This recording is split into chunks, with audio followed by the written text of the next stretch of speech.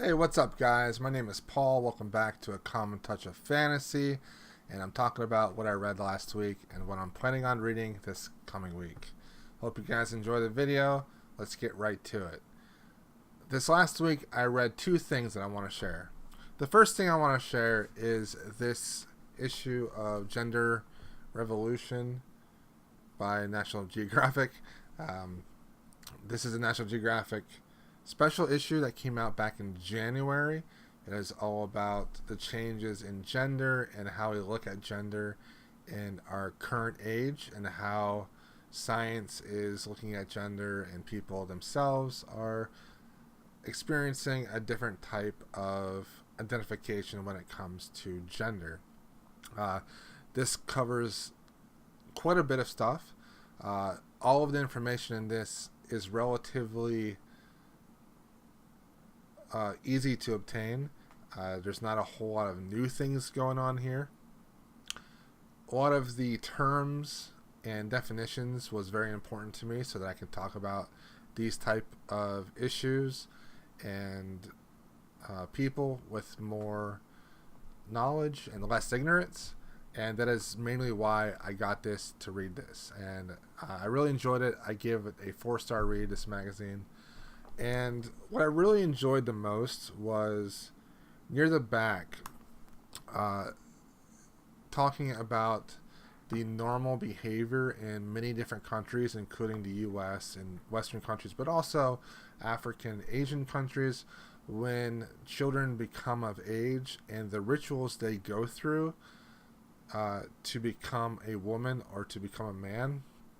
And this idea of femininity and masculinity that all these different cultures adhere to is so interesting to me, because in one culture they have to circumcise themselves at a certain age.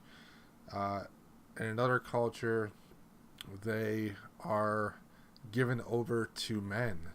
And then other cultures that's closer to Western culture, the idea that you have to do certain things as a man or a girl to be accepted as those genders. It's a very interesting read, and I'm very glad I read this. Another highlight for me would just have to be the scientific portion of this magazine to really show me how this gender issue is a spectrum and how the chromosomes, when at birth, and the I want to say the gestation period of the child, and how things change, how hormones really impact how people act, their gender, and how much testosterone in a system really plays a factor in how these individuals act. It was really good. I enjoyed it. I highly recommend it for people that don't know a whole lot about this gender revolution and really want to learn more about it on a basic level and be more empathetic towards these type of people. The individual stories was fantastic. The second thing I want to talk about is Fool's Assassin by Robin Hobb. Beautiful book. I actually did not read the hardcover. I read my ebook version. I got a cheap ebook copy a couple weeks ago, and I decided to save my hardcover copy unread because it is signed, and also it is a huge book, and I loved it. Absolutely loved it. This brings up my count to 39 total books. When I count books, I count anything that I read that takes me over a couple hours to read. So, for example, that National Geographic, it took me a while to read. So I counted that. So I'm up to 39 books. 22 out of the 39 books is books pre-owned before this year. And that's what I'm really trying to focus on. So that's not that bad. It's getting better. But back to Fool's Assassin. I loved that book. I give it a 5. It was just an amazing book that I really liked. And it's really difficult to talk about this book in any way that wouldn't spoil the series before it. So I think I'm just going to do a separate gush video about this book. See that up like right after I put this up. And yeah, fantastic. I'm so happy that the writing quality is at a level that I love with Robin Hobb.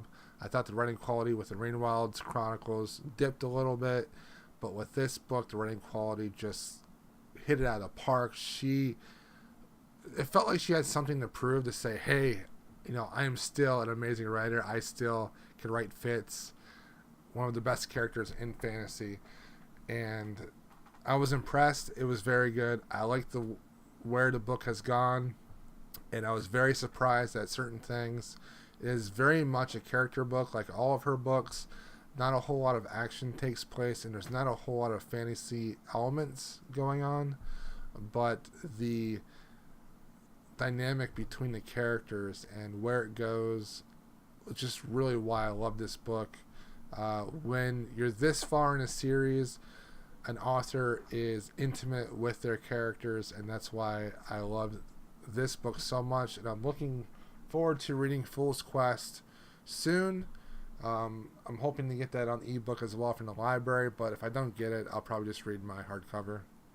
And I'm currently reading The Maltese Falcon by Dashiell Hammett.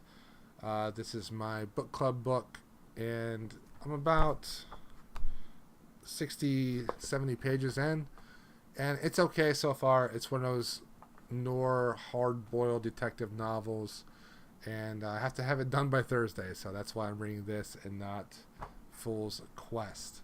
Okay, so I'm going to make another video right after this just talking about Fool's Assassin. It's going to be a spoiler video. Check that out if you've read Fool's Assassin and want to see me gush about it a little bit. Thanks for watching. Please like, comment, and subscribe. I hope you all have a great reading week. I know I will. And I'll talk to you guys soon.